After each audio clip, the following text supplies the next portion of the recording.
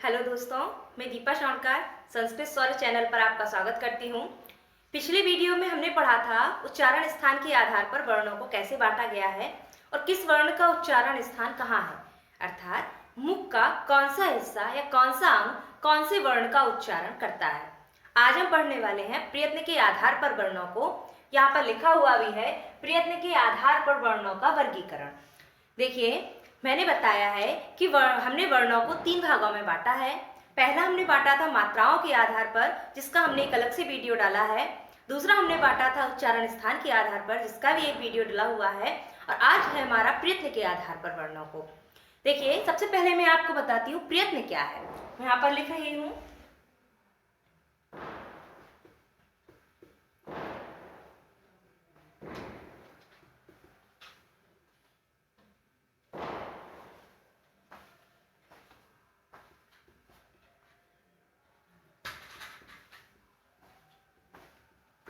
जब वर्णों का उच्चारण करने में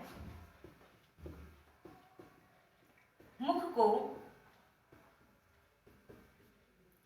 जो चेष्टाएं करनी पड़ती हैं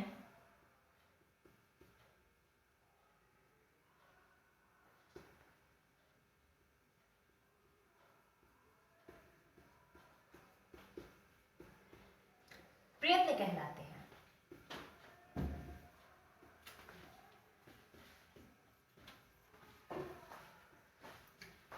यहाँ पर लिखा है जब वर्णों का उच्चारण करने में मुख को जो चेष्टाएं करनी पड़ती हैं वह प्रयत्न कहलाता है।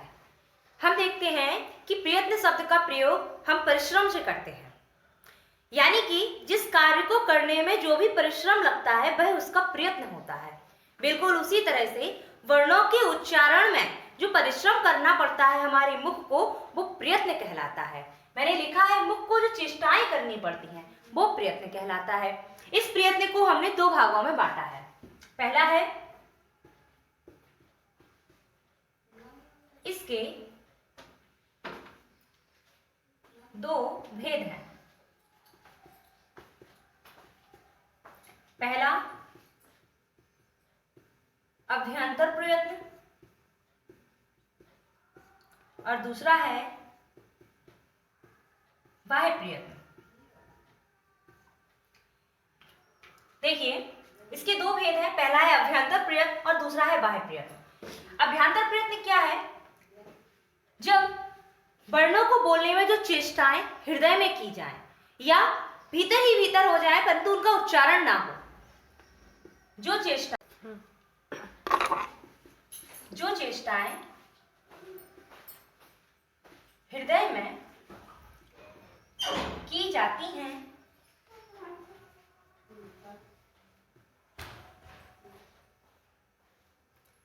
आभ्यंतर प्रयत्न कहलाती हैं।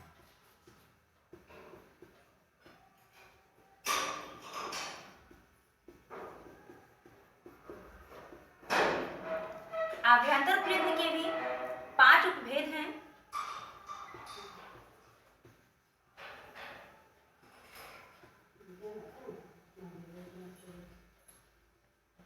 पहला स्पृष्ट, दूसरा ईषद स्पृष्ट, तीसरा ईषद विपरीत, चौथा विपरीत और 5वां समृद्ध। हम इनको एक एक करके पढ़ते हैं। स्पृष्ट क्या है, ईषद स्पृष्ट क्या है, ईषद विपरीत क्या है, विपरीत क्या है और समृद्ध क्या है। मैंने आपको पहले भी बता दिया। आभ्यंतर प्रयत्न क्या है? जब किसी वर्ण को का उच्चारण करने के लिए हम हृदय में जो अनुभव करते हैं या हम हृदय में जो सोचते हैं या बोलने का प्रयत्न करते हैं, चेष्टा करने का प्रयास करते हैं, वो चेष्टाएं हमारी आभ्यंतर प्रयत्न के अंतर्गत आती हैं। जैसे कि यदि आपको कोई एक वाक्य बोलना है और उस वाक्य को बोलने से पहले, परंतु उस वाक्य को बोलने से पहले आप अपने हृदय में सोचेंगे कि हमें बोलना क्या है, और उस वर्ण को और उस शब्द या उस वाक्य का फिर हम बाद में उच्चारण करते हैं। तो उसके उच्चारण करने से पूर्व आपने जो हृदय में प्रयत्न किया, हृदय में जो चेष्टाएं हुई, उसके प्रारंभ के लिए वे चेष्टाएं आपकी आभ्यंतर प्रयत्न कहलाएंगी। उसी आभ्यंतर प्रयत्न को इन्होंने 5 भागों में बांटा है। हम इन्हें एक एक करके पढ़ते हैं।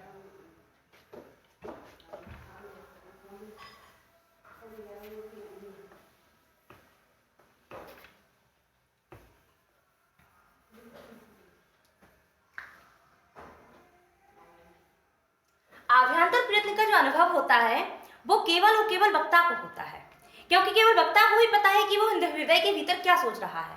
परंतु जो बाह्य प्रयत्न होता है उसका जो उच्चारण होता है वो मुख के द्वारा होता है और वह शब्द ध्वनियां होती हैं, इसलिए उसका अनुभव वक्ता और श्रोता दोनों को ही होता है। मैं ये वाला पॉइंट आपको लिखवा भी दूंगी, परंतु पहले हम आभ्यंतर प्रयत्न के जो भेद लिखे हैं उनके बारे में पढ़ते हैं।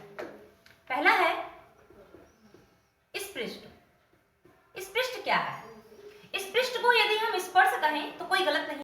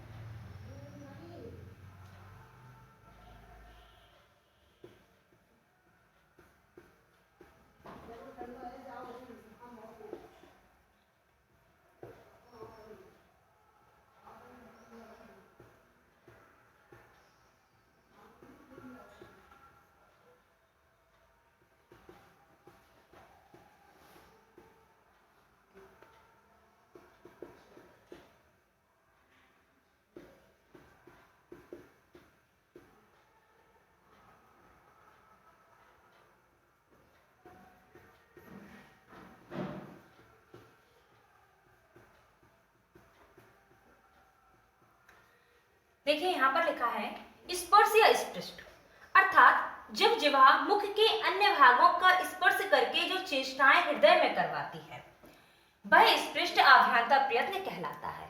यानी कि और इसके अंतर्गत वर्ण जो आ रहे हैं वे का से लेकर के मां तक के संपूर्ण स्पर्श व्यंजन आ रहे हैं। स्पर्श व्यंजन जो है उनमें 5 वर्गों के वर्ण आते हैं, का से लेकर के मां तक के।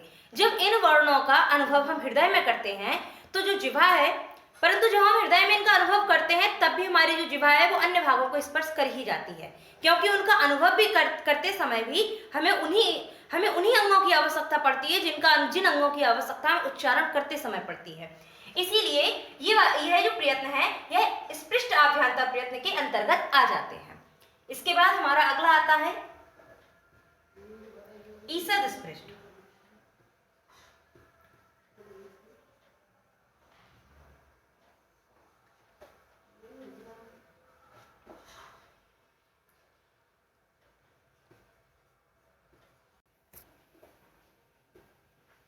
देखिए यहाँ लिखा है इस प्रयत्न में जिह्वा उच्चारण स्थान का स्पर्श थोड़ा ही करती है। देखिए स्पृष्ट व्यंजन जो स्पृष्ट अभ्यंतर प्रयत्न जो था इसमें जो जिह्वा है वो मुख के सभी भागों को स्पर्श कर रही थी किसी न किसी प्रकार से, परंतु जो ईषद स्पृष्ट है इस प्रयत्न में जो जिह्वा है वह उच्चारण स्थान यह कह लीजिए कि कुछ ही उच्चारण स्थानों का स्पर्श कर रही है। इसके अंतर्गत संपूर्ण अंतस्थ व्यंजन आ जाते हैं जो कि या, वा, रा और ला हैं। इन वर्णों को हम यण प्रत्याहार के अंतर्गत भी पढ़ते हैं। यण प्रत्याहार के अंतर्गत भी हम इन्हीं वर्णों को रखते हैं जो अंतस्थ व्यंजन है। चलिए इसके बाद हम अगला देखते हैं।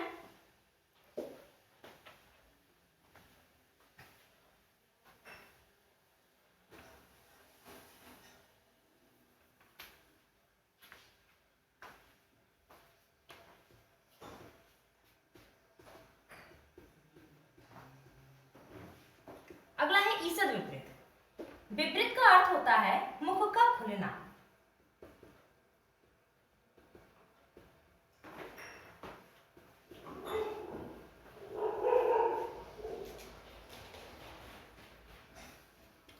अर्थात जिन वर्णों के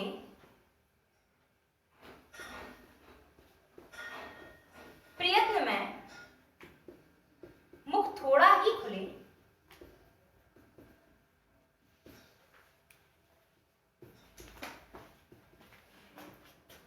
ईसद विपरीत के अंतर्गत आते हैं।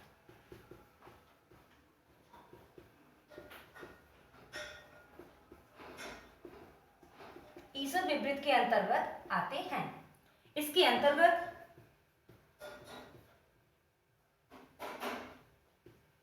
सभी ऊष्म व्यंजन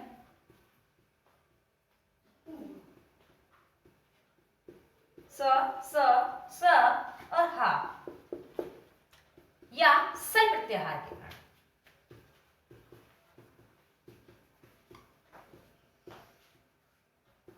आते हैं। ये हुआ हमारा ईसद विपरीत। क्या लिखा है? विपरीत का अर्थ है मुख का खुलना। यहाँ पर ईसद शब्द जो लगा है, ईसद शब्द जहां भी लगा है उसका अर्थ थोड़ा हो गया। यहाँ भी था स्पृष्ट में संपूर्ण स्पर्श हो रहा था, परंतु ईसद स्पृष्ट में थोड़ा स्पर्श हो रहा है। उसी तरह से विपरीत में संपूर्ण मुख खुलेगा, परंतु ईसद विपरीत में थोड़ा मुख खुल रहा है। तो यहाँ पर लिखा है कि विपरीत का अर्थ है मुख का खुलना, अर्थात जिन वर्णों के प्रयत्न में मुख थोड़ा खुलता है, ईसद विपरीत के अंतर्गत आते हैं। इनके अंतर्गत संपूर्ण जो हमारे ऊष्म व्यंजन है, इसके अंतर्गत हमारे जो तीनों सा और हा आ जाते हैं। और ये वाले जो चार वर्ण है, ये हम सल प्रत्याहार के अंतर्गत पढ़ते हैं। सल प्रत्याहार में हमारे यही चार वर्ण आते हैं, जो कि तीनों सा और हा है। इसके बाद हम अगला पढ़ते हैं। अगला है हमारा विपरीत। विपरीत, विपरीत क्या है? मैंने अभी भी बताया, विपरीत का अर्थ है मुख का खुलना। तो जिन वर्णों में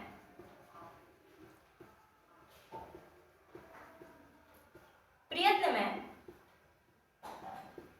मुख पूरा खुलता है,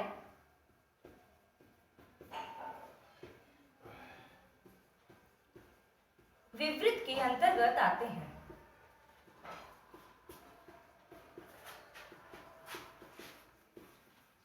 इसके अंतर्गत संपूर्ण स्वर आते हैं।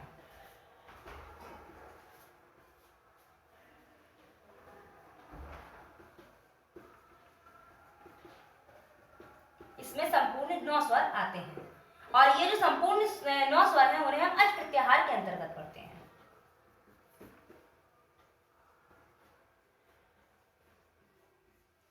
तो वे वर्ण जिनके प्रयत्न में जो मुख है वो पूरी तरह से खुल जाता है, वे हमारे विपरीत आभ्यंतर प्रयत्न के अंतर्गत आते हैं। और विपरीत आभ्यंतर प्रयत्न में हमारे संपूर्ण 9 स्वर आ जाते हैं। अभी अभी हमने देखा कि ऊपर के जो 3 प्रयत्न थे, उन तीनों में हमने केवल और केवल व्यंजन को रखा। पहले में हमने स्पर्श व्यंजन को रखा, दूसरे में हमने अंतस्थ व्यंजन को रखा, तीसरे में हमने ऊष्म व्यंजन को रखा। अब जो चौथा है, इस चौथे में हमने सारे स्वर को रख दिया। अगर देखा जाए तो सारी वर्णमाला हो गई यहाँ पर। चलिए हम 5 देखते हैं। 5वां प्रकार क्या है?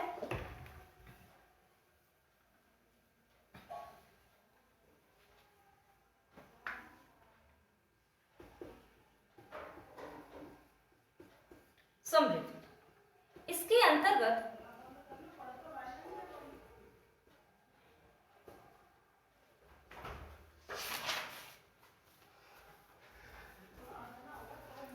केवल ह्रस्व आ आता है।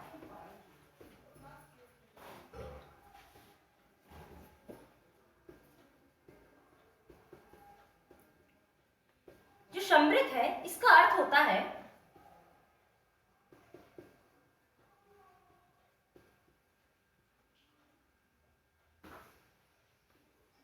वायु का मार्ग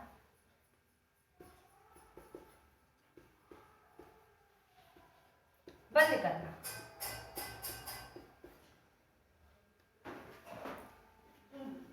तो जिस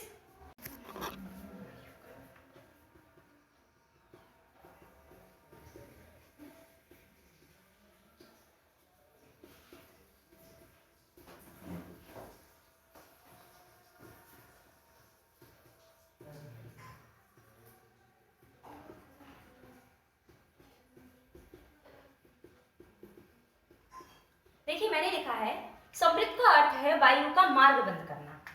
तो यहाँ पर समृद्ध यही इसीलिए शब्द लिया गया क्योंकि जिस वर्ण के उच्चारण में जो प्रयत्न किया जाए और उस प्रयत्न में वायु का जो मार्ग है वो अवरुद्ध हो जाए तो वो वर्ण हमारा समृद्ध अभ्यंतर प्रयत्न में आ जाएगा।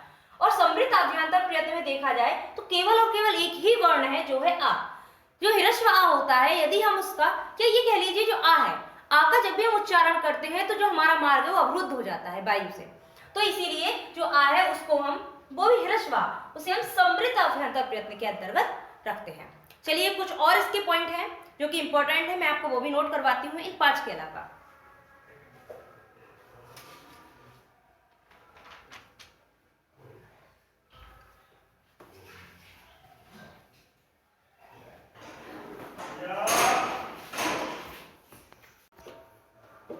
देखिए कुछ पॉइंट जो कि जरूरी हैं या ये कह लीजिए फैक्ट हैं।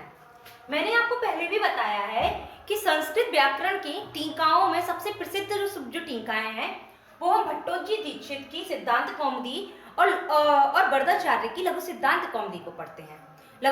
वरदाचार्य जी जो है वो भट्टोजी दीक्षित के ही शिष्य हैं और इन्होंने जो अपनी पुस्तक लघु सिद्धांत कौमुदी लिखी है वो इन्होंने सिद्धांत कौमुदी की ही टीका लिखी है। तो सिद्धांत कौमुदी में अभ्यंतर प्रयत्न में ईसद विपरीत जो अभ्यंतर प्रयत्न है उसे छोड़ करके 4 भेद बताए गए हैं, जबकि लघु सिद्धांत कौमुदी में 5 भेद बताए गए हैं जो मैंने अभी इससे पहले बताए हैं आपको। इसमें इन्होंने स्वर एवं ऊष्म व्यंजन को विपरीत अभ्यंतर प्रयत्न के अंतर्गत रख दिया, जबकि लघु सिद्धांत कौमुदी में वरदाचार्य जी ने ईसद विपरीत में ऊष्म व्यंजन को और विपरीत में स्वर को रखा है। परंतु इन्होंने ईसद विपरीत नाम का कोई अभ्यंतर प्रयत्न बताया ही नहीं। इन्होंने अभ्यंतर प्रयत्न के सिर्फ 4 ही भेद बताए हैं और इन्होंने स्वर और ऊष्म व्यंजन दोनों को ही एक साथ विपरीत अभ्यंतर प्रयत्न में रख दिया। ये एक बहुत ही इंफॉर्मेटिव पॉइंट है जो कि एग्जाम में सीधा सीधा पूछा जा सकता है कि सिद्धांत कौमुदी में अभ्यंतर प्रयत्न के कितने भेद बताए गए हैं। तो आप बता सकते हैं कि आपको यदि पता होगा कि ईसद विपरीत को नहीं लिया है तो आप तो आसानी से बता सकते हैं कि इसमें इन्होंने 4 भेद बताए हैं। चलिए अब हम बाह्य प्रयत्न की तरफ चलते हैं।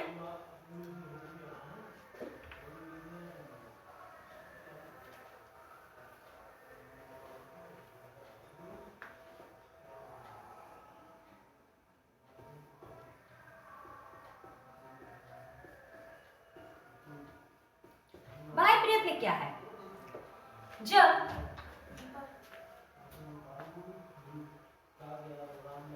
जब वर्णों के उच्चारण में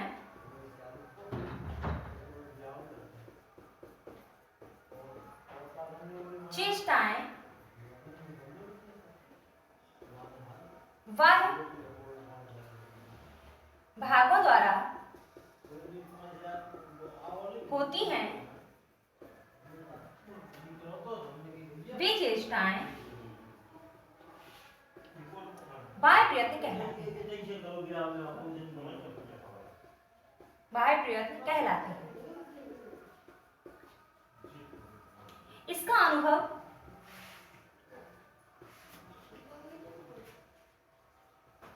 वक्ता एवं श्रोता दोनों को होता है।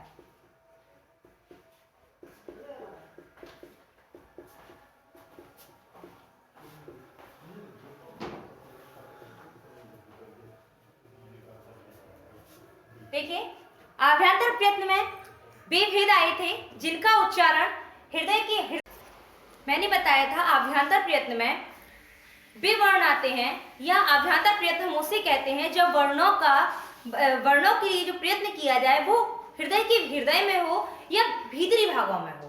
परंतु बाह्य प्रयत्न वे हैं जिन वर्णों के उच्चारण में जो चेष्टाएं की जाए वे बाह्य भागों से की जाए। तो यहाँ पर लिखा भी है इसका जो अनुभव है वो वक्ता एवं श्रोता दोनों को होता है। देखिए जब हम किसी चीज का अनुभव करते हैं या हृदय में सोचते हैं तो उसका अनुभव सिर्फ और सिर्फ सोचने वाले को यानी कि वक्ता को होता है कि वो क्या बोलने वाला है। परंतु बाह्य प्रयत्न में जो भी उच्चारण किया जाता है वो ध्वनि के माध्यम से बाहर आता है और वो जो ध्वनि है वो श्रोता को भी सुनाई देती है। इसीलिए इसका जो अनुभव है वो वक्ता एवं श्रोता दोनों को होता है। बाह्य प्रयत्न के भी 11 भेद हैं। विवार, संवार, श्वास, नाद, घोष या सघोष, अघोष, अल्पप्राण, महाप्राण, उदात्त, अनुदात्त और स्वरित। यहाँ पर ये जो 11 भेद लिखे हुए हैं, या आप अभी जान लीजिए कि ये जो 11 के 11 भेद हैं, इनमें इनको याद करने की बहुत आसान सी ट्रिक है। जैसे कि हम यहाँ पर कह दें, जो ये मैंने लाइन से लिखे हुए हैं, अगर हम ये कह दें कि ये दोनों आपस में एक दूसरे के विपरीत हैं, तो ये कोई गलत नहीं है। ये दोनों आपस में एक दूसरे के विपरीत हैं, ये दोनों आपस में एक दूसरे के विपरीत हैं, ये दोनों विपरीत हैं, और ये जो तीनों हैं यहाँ पर ये दोनों विपरीत हैं, और ये जो है ये इन दोनों का ही सहायक है, या ये कह लीजिए कि ये इन दोनों के ही मिश्रण से बनता है। कैसे बनता है मैं जब एक एक करके समझाऊंगी तो वो चीज आपको समझ में आ जाएगी। पहले आप इतना याद रखिए कि विवार और संवार एक दूसरे के विपरीत होता है, श्वास और नाद एक दूसरे के विपरीत होता है, घोष और अघोष एक दूसरे के विपरीत होता है, अल्पप्राण महाप्राण एक दूसरे के विपरीत होता है, उदात्त और अनुदात्त एक दूसरे के विपरीत होता है, और जो स्वरित होता है वो इन दोनों से मिला हुआ होता है। चलिए हम इनको एक एक करके पढ़ते हैं।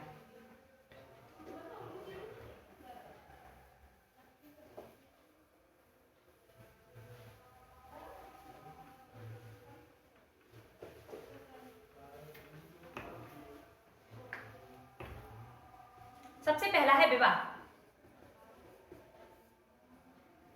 यहां पर ये जो विवाह है ये विपरीत शब्द से बना है। जैसे कि विपरीत का अर्थ था मुख का खुलना, बिल्कुल विवाह का भी वही अर्थ है, मुख का खुलना। परंतु यहाँ पर मुख का खुलना ध्वनि के लिए है और वहां पर मुख का खुलना सिर्फ अनुभव के लिए था। तो हम यहाँ पर कहेंगे जिन वर्णों के प्रयत्न में कंठ का विकास होता है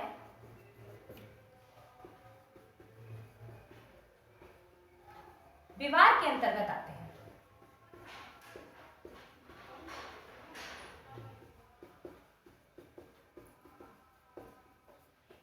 इसमें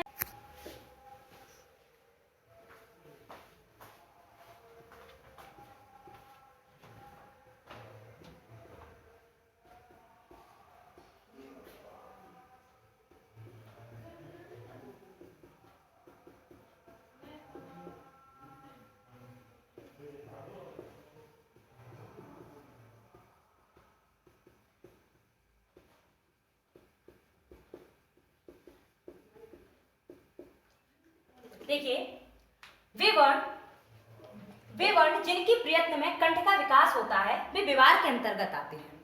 इसके अंतर्गत प्रत्येक वर्ण का पहला और दूसरा वर्ण और तीनों सा जो कि खर प्रत्याहार के अंतर्गत आते हैं आ जाते हैं। देखिए खर प्रत्याहार में हमारे जो वर्ण आते हैं वो प्रत्येक वर्ग का, जैसे कि का वर्ग है तो का वर्ग का का और खा आ जाएगा, चा वर्ग है तो चा और छा आ जाएगा, ता वर्ग है तो ता और था आ जाएगा, और पा वर्ग है तो पा और फा आ जाएगा। इसके अलावा यहाँ पर तीनों सा आते हैं, परंतु याद रखिए ये तीनों सा जो है ये ऊष्म व्यंजन है, परंतु ऊष्म व्यंजन में हाँ भी आता है, लेकिन हाँ यहाँ नहीं आएगा। यानी कि खर प्रत्याहार के अंतर्गत ऊष्म व्यंजन का जो हा है वो नहीं आता है, क्योंकि खर प्रत्याहार है वो खप चटत चटताओं से स्टार्ट होकर के सससर तक आता है, जबकि सससर के बाद अगला सूत्र जो है वो हल है और हल सूत्र में ही हाँ आता है। इसीलिए खर प्रत्याहार के वर्ण के हिसाब से तीनों सा आते हैं परंतु हाँ नहीं आता है। इसके बाद अगला है संवार।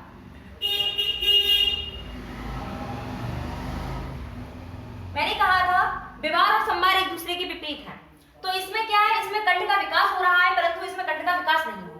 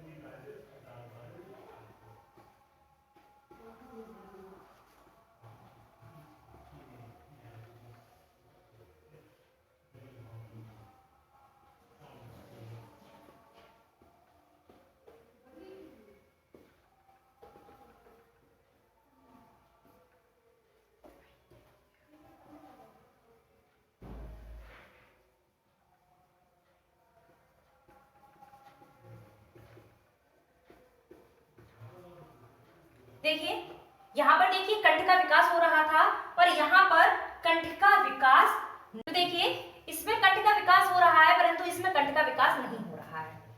इसके अंतर्गत देखिए इसमें वर्ग का पहला और दूसरा वर्ण आया और यहाँ पर उसमें व्यंजन के तीनों सा आ गए। इसके अलावा बचे हुए जो वर्ण है या बचे हुए जो व्यंजन है वो इसमें आ गए और इसमें वर्ग का तीसरा, चौथा और पांचवा वर्ण आ गया और यहाँ जो हा नहीं था वो हा यहाँ आ गया और इसके अलावा जो अंतस्थ व्यंजन बचे हुए थे वो यहाँ आ गए। और ये जो इतने वर्ण है ये सभी के सभी वर्ण हमारे हस्त प्रत्याहार के अंतर्गत आ जाते हैं। तो ये दोनों जो है ये एक दूसरे के विपरीत हैं। चलिए आगे बढ़ते हैं।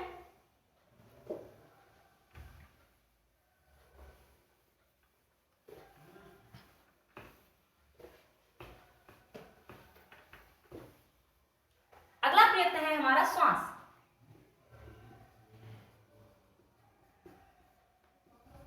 वे वर्ण जिनके प्रयत्न में श्वास का प्रयोग होता है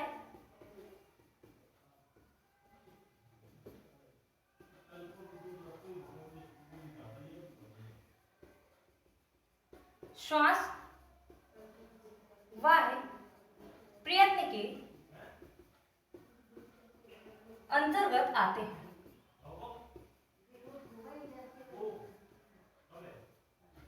इसमें वर्ग का पहला, दूसरा वर्ण और तीनों सा या खंड प्रत्याहार के वर्ण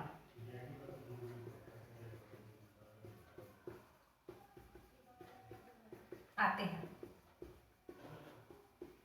देखिए वे वर्ण जिनके प्रयत्न में श्वास का प्रयोग होता है, यानी कि जो हमारी प्राणवायु चलती है या हमारी जो श्वास चलती है, और वे वर्ण जिनका उच्चारण इस श्वास के माध्यम से ही हो जाता है, वे वर्ण श्वास वाह्य प्रयत्न के अंतर्गत आ जाते हैं। इसके अंतर्गत खर प्रत्याहार के वर्ण या वर्ग का पहला, दूसरा वर्ण और तीनों सा आ जाते हैं। आप जो सोच रहे हैं वो गलत नहीं है। अभी अभी यही वर्ण हमने विवार के अंतर्गत भी पढ़े थे कि विवार के अंतर्गत भी यही वर्ण आते हैं, खर प्रत्याहार के वर्ण, और यहाँ पर श्वास के अंतर्गत भी वही वर्ण आ गए। इसका कारण है, मैं आपको ये सब जब मैं ये पूरे भाग बता दूंगी इसके भेद क्या है तब मैं बताऊंगी कि ये ऐसा क्यों है। तो इसके अंतर्गत भी वही वर्ण आ रहे हैं जो विवार के अंतर्गत आए थे। इसके बाद देखिए अगला है नाद।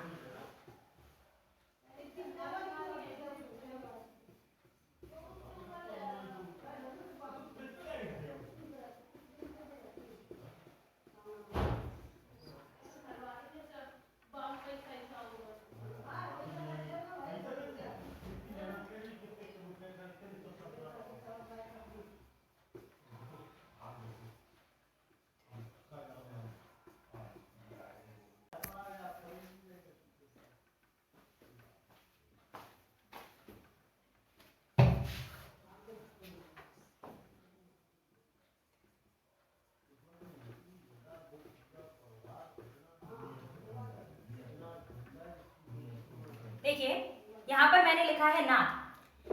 वे वर्ण जिनके प्रयत्न में श्वास नाद ग्रंथि द्वारा अवरुद्ध हो जाती है, नाद के अंतर्गत आते हैं। देखिए यहाँ पर जो वर्ण के उच्चारण में जो प्रयत्न हो रहा था वो श्वास के प्रयोग से हो रहा था, परंतु यहाँ पर जो श्वास है उसका अवरोध नाद ग्रंथि ने कर दिया। तो ये दोनों एक दूसरे के विपरीत हो गए, यानी कि इसका उच्चारण तो जो हो रहा है जो प्रयत्न होगा वो श्वास के द्वारा हो जाएगा, परंतु इसका जो प्रयत्न हो रहा है वो श्वास के द्वारा हुआ, लेकिन फिर नाद ग्रंथि ने उसे रोक दिया। तो ये दोनों जो है ये एक दूसरे के विपरीत हो गए।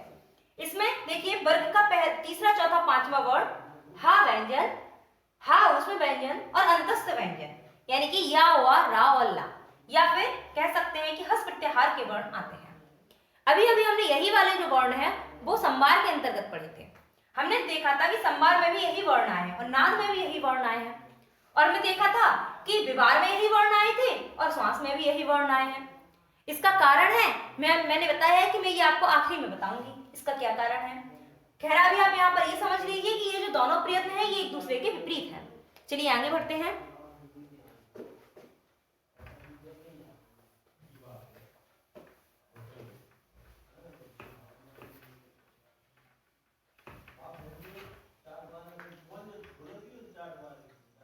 अगला है घोष, या फिर इसे ही हम सघोष कहते हैं।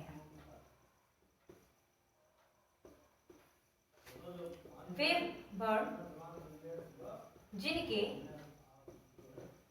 प्रयत्न में गूंज होती है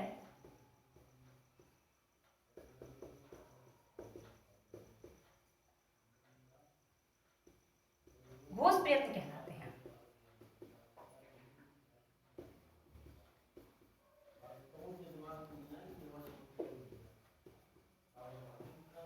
इसमें वर्ग का पहले दूसरे वर्ण और तीनों साथ या खर प्रत्याहार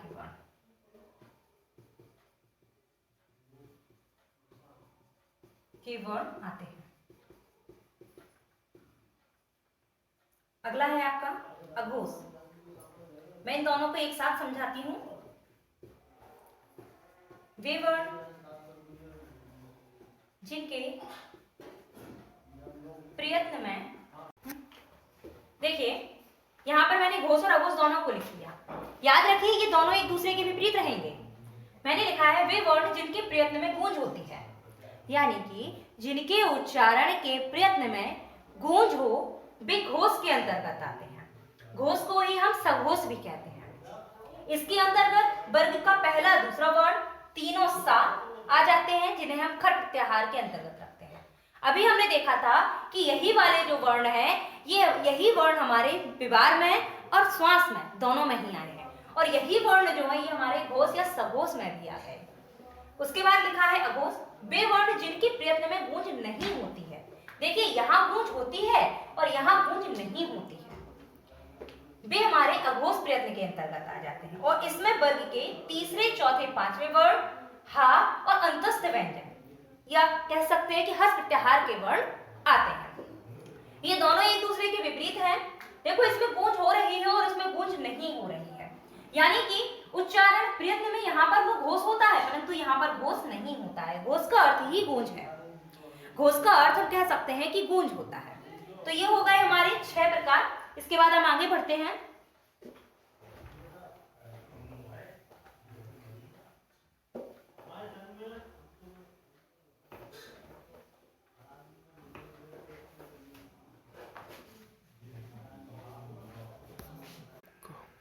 देखिए यहाँ पर मैंने लिखा है अल्पप्राण और महाप्राण। इनके बारे में एक एक करके देखते हैं। वे वर्ण जिनके प्रयत्न में प्राण वायु का प्रयोग अल्प मात्रा में होता है, वे हमारे अल्प प्राण के अंतर्गत आ जाते हैं। इसके अंतर्गत वर्ग का पहला तीसरा और पांचवा वर्ण। याद रखिए यहाँ अल्टरनेट आ रहे हैं वर्ण।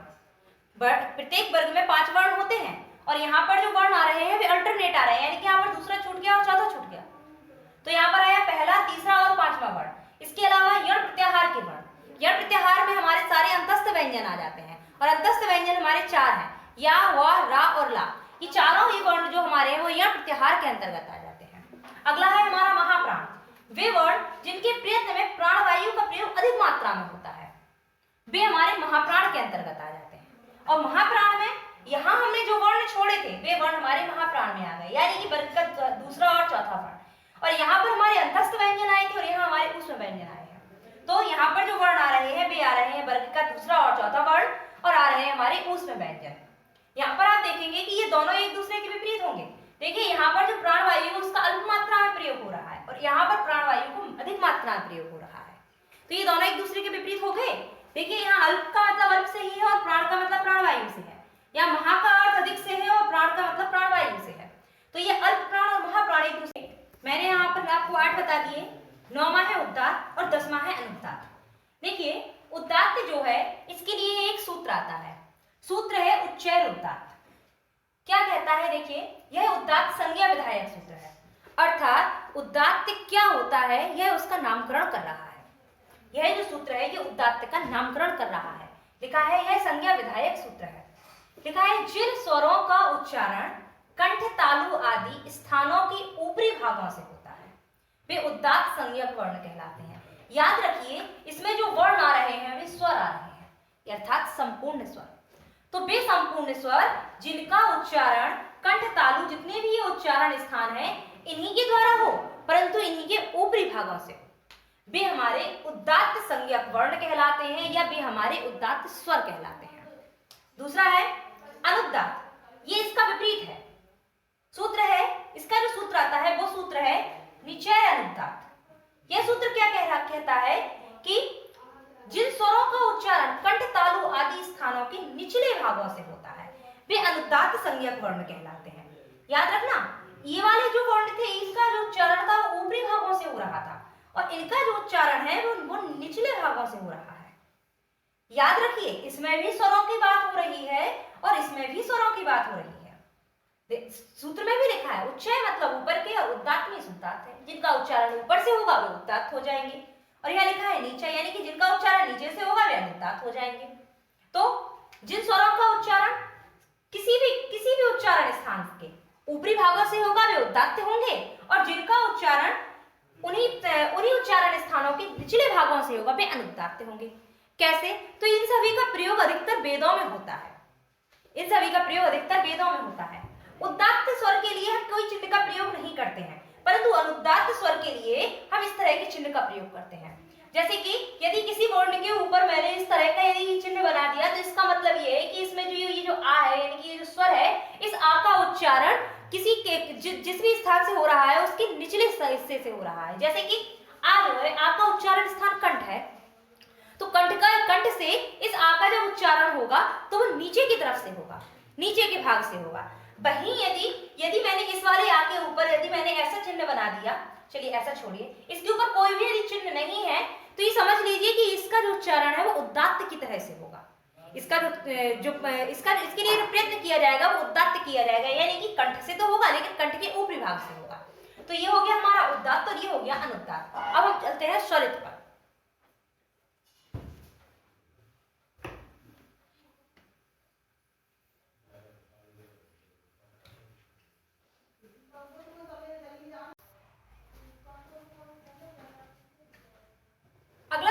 अगला है हमारा स्वरित। स्वरित का जो सूत्र है उसके लिए सूत्र का प्रयोग होता है समाहारा स्वरित। देखिए क्या लिखा है, जब उदात्त और अनुदात्त दोनों एकत्र या एक साथ बराबर हो ऐसे स्वरों की स्वरित संज्ञा होती है। फिर लिखा है कि स्वरित संज्ञा यह जो सूत्र है यह स्वरित संज्ञा विधायक सूत्र है, यानी कि ये जो सूत्र है ये स्वरित का नामकरण कर रहा है कि स्वरित क्या है। तो इन्होंने कहा स्वरित वो है जब उदात्त और अनुदात्त यानी कि किसी यदि जैसे आ है तो आ का जो उच्चारण है यदि ऊपर के भाग से होगा तो वो उदात्त हो जाएगा और वहीं अगर कंठ के निचले भाग से होगा तो अनुदात्त हो जाएगा। परंतु जब उसी आ का उच्चारण मध्य से हो यानी कि उसमें कुछ उदात्त की भी क्वालिटीज आ जाए और कुछ अनुदात्त की भी क्वालिटीज आ जाए, या ये कह लीजिए दोनों का ही मिश्रण हो जाए, वो हमारा स्वरित कहलाएगा। यहाँ पर लिखा भी है समाहार। समाहार का मतलब होता है समूह। तो किसका समूह? उदात्त और अनुदात्त के समूह से जिसका उच्चारण होगा वो हमारा स्वरित कहलाएगा। स्वरित जो है उस स्वरित को हम इस चिन्ह के द्वारा प्रदर्शित करते हैं। जैसे कि अभी भी मैंने बताया था कि उदात्त के लिए किसी चिन्ह का प्रयोग नहीं करते हैं, अनुदात्त के लिए इस चिन्ह का प्रयोग करते हैं और स्वरित के लिए इस चिन्ह का प्रयोग करते हैं। जैसे कि मैंने यहाँ पर ये जो द्वारा लिखा है, यदि मैंने इसके ऊपर ये चिन्ह लगा दिया इस आ के ऊपर, तो इसका मतलब ये हो जाएगा ये जो आ ये अनुदात्त में है, यानी कि इसका जो उच्चारण हो रहा है वो कंठ के निचले भाग से हो रहा है। परंतु यदि मैंने इसी आ के ऊपर ये वाला चिन्ह लगा दिया तो इसका मतलब ये हो जाएगा कि ये जो आ है, ये वाला जो आ है ये स्वरित वाला आ है, यानी कि इसका उच्चारण उदात्त और अनुदात्त दोनों के मिश्रण से हो रहा है। तो ये तो हो गए हमारे बाह्य प्रयत्न के आधार पर वर्ण। मैंने आपको बताया है कि यहाँ पर जो बाह्य प्रयत्न है इसके 11 भेद है और ये 11वां आखिरी भेद था। मैंने कहा था कि यहाँ पर जो 11 भेद है ये इनमें से जो 6 हैं वो एक दूसरे के विपरीत होंगे। अल्प प्राण महाप्राण एक दूसरे के विपरीत है, उदात्त और अनुदात्त एक दूसरे के विपरीत है, और जो स्वरित है ये उदात्त और अनुदात्त दोनों का मिश्रण है। तो ये तो हो गए हमारे पूरे 11 भेद। मैं इनके लिए आपको एक शॉर्ट ट्रिक के लिए या आसानी से याद रखने के लिए छोटी सी सारणी बनवा देती हूँ, एक इंडेक्स बनवाती हूँ, जो कि जिसमें कि आप आसानी से वर्णों को देख सकते हैं कि किसमें कौन से आ रहे हैं और उनको आसानी से आप याद कर सकते हैं।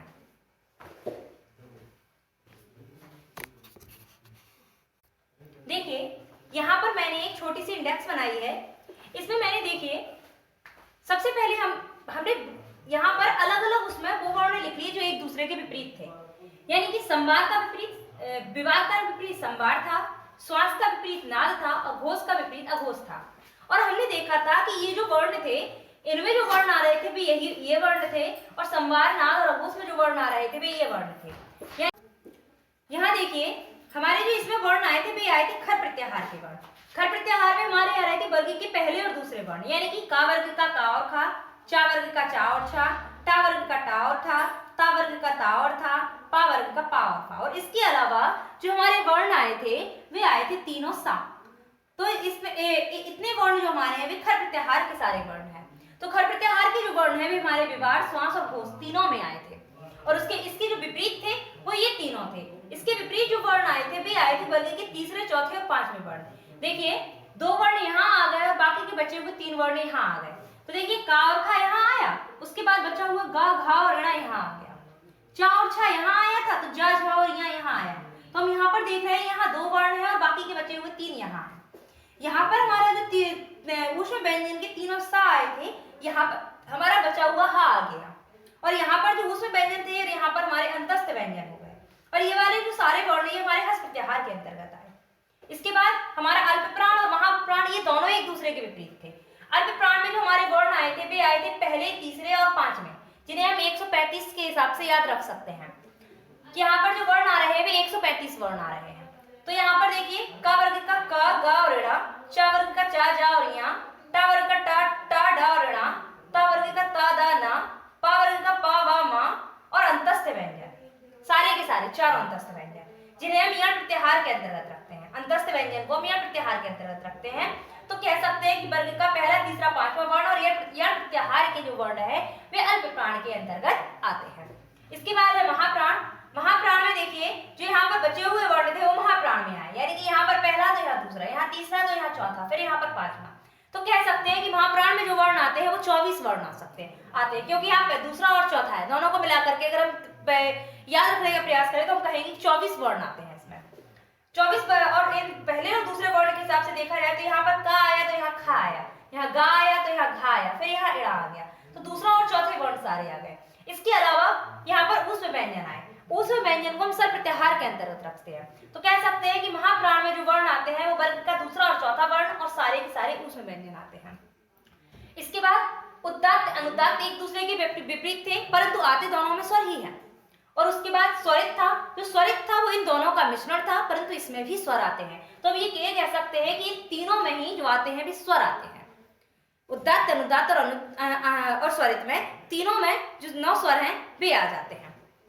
अब यहाँ पर मैंने आपसे कहा था कि यहाँ पर हम देख रहे हैं कि संवार, श्वास और घोष इनमें जो वर्ण है वे समान है।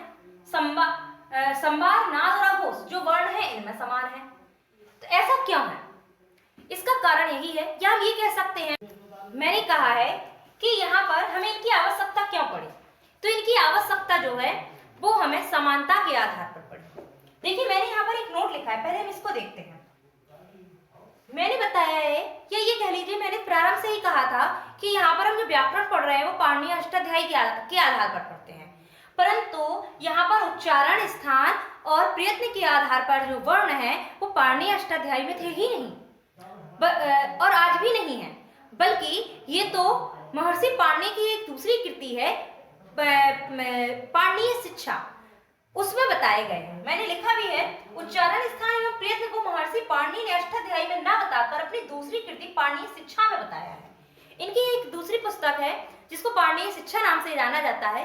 पाणिनीय शिक्षा में इन्होंने उच्चारण, स्थान एवं प्रयत्न के आधार पर वर्णों को बताया है, और उसी के हिसाब से हम यहाँ पर इनको बता रहे हैं।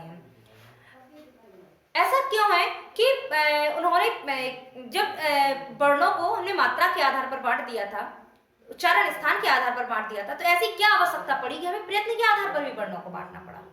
देखिए क्या हुआ, जब हमने उच्चारण, स्थान, जब हमने मात्रा के आधार पर वर्णों को बांटा, तो मात्रा के आधार पर जो वर्ण बटे उनको हमने अलग अलग जिसमें जितना समय लगा उस हिसाब से बांट दिया। उसके बाद हमने उच्चारण स्थान पर के हिसाब से बांटा, तो जिस वर्ण के उच्चारण में जिस स्थान का प्रयोग हुआ हमने उस स्थान के आधार पर बांट दिया। परंतु अब इन दोनों में ही द्वंद्व हुआ कि कौन सा वर्ण किसके समान रहेगा। तो इसके लिए प्रयत्न का निर्माण किया गया कि प्रयत्न के, अब हम वर्णों को उस हिसाब से देखेंगे कि प्रयत्न किस वर्ण को समान बता रहा है। तो अगर देखा जाए तो ये सभी वर्ण जो है ये का वर्ग के हैं। अगर हम इन का वर्गों के वर्णों को कहें कि ये समान वर्ण है, समान मतलब है एक साथ या साथ साथ या जिनमें समानताएं हैं उस आधार पर। तो अगर हम कहें कि ये सभी वर्ण जो है का वर्ग के हैं तो ये समान है, परंतु ऐसा नहीं है। अगर प्रयत्न के आधार पर देखेंगे कि ये जो 5 वर्ण है, इन पांचों वर्णों में असमानताएं हैं। अगर देखा जाए तो का और खा जो वर्ण है ये विवार, श्वास और घोष के अंतर्गत आता है, जबकि गा, घा और ऋणाय ये संवार, नाद और अघोष के अंतर्गत आता है। अगर आपसे प्रश्न आ जाए कि खा और गा सवर्ण है, तो आप कहेंगे सवर्ण नहीं है, क्योंकि जो घा है ये विवार के अंतर्गत आता है और ये जो गा है ये संवार के अंतर्गत आता है, या फिर ये जो घा है ये श्वास के अंतर्गत आता है और जो गा है ये नाद के अंतर्गत आता है, या फिर ये जो खा है ये घोष के अंतर्गत आता है और ये जो गा है ये अघोष के अंतर्गत आता है। तो अगर प्रयत्न के आधार पर देखा जाए तो ये जो दोनों वर्ण है ये असमान वर्ण है, इनमें समानताएं नहीं है। इसी चीज को बताने के लिए एक सूत्र का प्रयोग किया गया है, मैं उस सूत्र को बताती हूँ।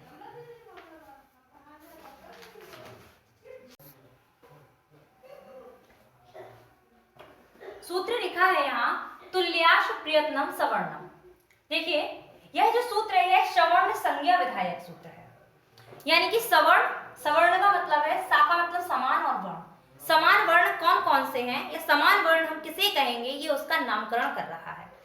सूत्र कहता है तालु आदि उच्चारण स्थान और प्रयत्न, ये दो जिस वर्ण के साथ तुल्य या समान है वे वर्ण आपस में सवर्ण संज्ञक होते हैं। कैसे? जैसे कि देखिए हमने यहाँ पर का वर्ग का का और खा लिखा और चा वर्ग का चा और छा लिखा। ये दोनों अलग अलग वर्ण हैं, परंतु ये सारे ही जो वर्ण हैं ये विवार, श्वास और घोष इनके अंतर्गत आते हैं। अगर हम कहें कि का और चा सवर्ण है तो आप कहेंगे हाँ है। क्यों है? क्योंकि ये दोनों ही विवार के अंतर्गत आ रहे हैं, ये दोनों ही श्वास के अंतर्गत आ रहे हैं, ये दोनों ही घोष के अंतर्गत आ रहे हैं। वहीं अगर हम कह देते का और खा के बाद यदि जो गा है तो हम कहें कि का और गा समान है, तो आप कहेंगे नहीं है, ये वर्ग के हिसाब से समान है, ये वर्ग के आधार पर समान है, एक ही वर्ग के हैं, परंतु प्रयत्न के आधार पर या उच्चारण के हिसाब से अगर देखा जाए तो ये समान नहीं है। क्यों? क्योंकि इसका जो उच्चारण स्थान है या इसका जो प्रयत्न है वो संवार के द्वारा होता है, नाद के द्वारा होता है और अघोष के द्वारा होता है, परंतु जो का है उसका जो उच्चारण है या उसके उच्चारण का जो प्रयत्न है वो विवार, श्वास और घोष के द्वारा हो रहा है।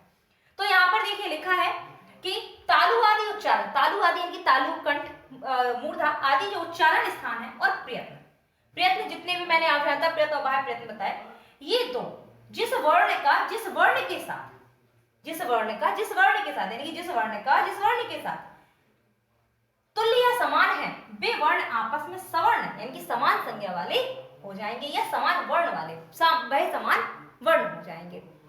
मुझे लगता है आपको ये बात समझ में आ गई होगी अच्छे से। तो देखिए हमने आज प्रयत्न के आधार पर सभी वर्णों को पढ़ लिया है। अब हम जो हम अभी हमारा जो चैप्टर चल रहा था या हमारा जो प्रकरण चल रहा था वो चल रहा था संज्ञा प्रकरण। संज्ञा प्रकरण में मैंने आपको सबसे पहले माहेश्वर सूत्र बताए थे, फिर प्रत्याहार बताए थे। प्रत्याहार के बाद मैंने संज्ञा प्रकरण प्रारंभ करके मैंने वर्णों का वर्गीकरण बताया। वर्गों के वर्गीकरण को मैंने 3 भागों में बांटा और मैंने बताया कि वर्गों को किस किस हिसाब से पढ़ते हैं, किस हिसाब से हम बांटते हैं। अब हमें कल पढ़ना है कि स्वर में हमने देखा है कि स्वरों के कई प्रकार होते हैं, क्या ये कह लीजिए कि प्रत्येक स्वर जो है वो 18 प्रकार का होता है। तो प्रत्येक स्वर 18 प्रकार का कैसे हो जाता है और उसको हम किस हिसाब से गणना करते हैं और हम उसे कहाँ पर और किस प्रकार से रखते हैं, ये हम कल के वीडियो में